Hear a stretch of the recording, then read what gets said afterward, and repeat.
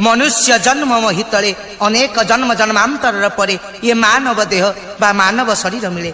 ये मानव शरीर मिलवार कारण दुर्लभ मनुष्य शरीर नरक निस्तारण द्वार।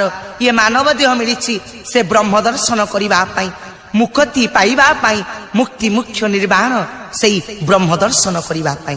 तेणु भक्त से भगवान को कहूँ हे केशव हे नाथ टिके मते मुक्ति दियो ये जन्मरु उद्धार कर।